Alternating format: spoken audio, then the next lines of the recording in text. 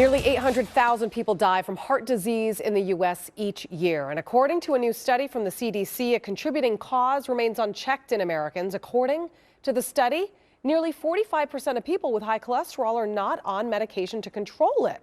Now, the CDC says a majority of that group is also avoiding lifestyle changes that could actually lower their cholesterol. So why the resistance? I'm joined now by Dr. Ernest Patti, who is a senior attending physician of emergency medicine at St. Barnabas Hospital. All right, first of all, if you know that you have high cholesterol, certainly your doctor is going to give you medicine to take control of it. So why is it that people aren't taking it? Is it that they don't know they have high cholesterol, or they're just being negligent with their health? That's the big question, Julie. A lot of them are probably resistant to getting their cholesterol levels checked. Most doctors, if they check your cholesterol level and it's high, are going to want to start you on a regimen. Initially, don't forget, you mentioned one very important thing. Lifestyle changes are key. Right. And that's the primary mode that we use for attacking high cholesterol level. Simple things such as increasing your exercise, paying better attention to your diet, reducing stress, getting more sleep. Those things can definitely work in getting your cholesterol level down. I mean, one thing people need to understand, that one of the leading contributors to heart attack and heart disease is high cholesterol. I mean, it's so easy to get a cholesterol test. They do them with a minor finger stick, or you can go get the traditional blood test. It's very easy to do. What are the warning signs? Maybe you just haven't had a physical. A lot of us tend to not go to the doctor often enough. I know I'm guilty of that. So what are the warning signs? I mean, is there any way that we can detect if our cholesterol is too high? Well, not necessarily that your cholesterol is too high, but cholesterol elevation is going to lead to cardiovascular disease. You mentioned over 800,000 people die in America every year from it.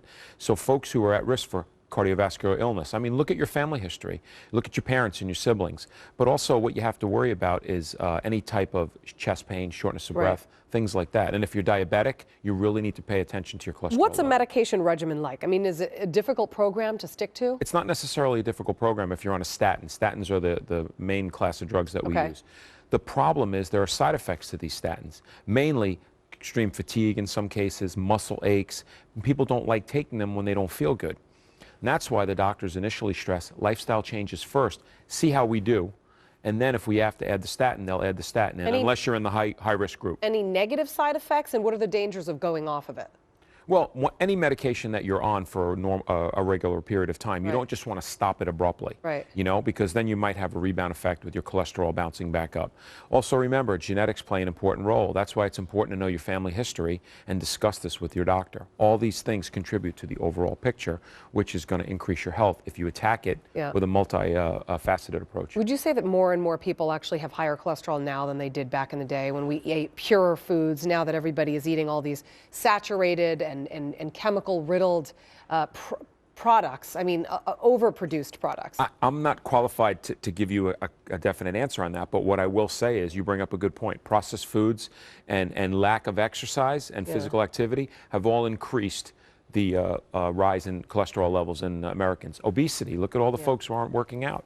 All right, Dr. Ernest Patti, thank you for coming in. We appreciate it. Thank you. Kelly.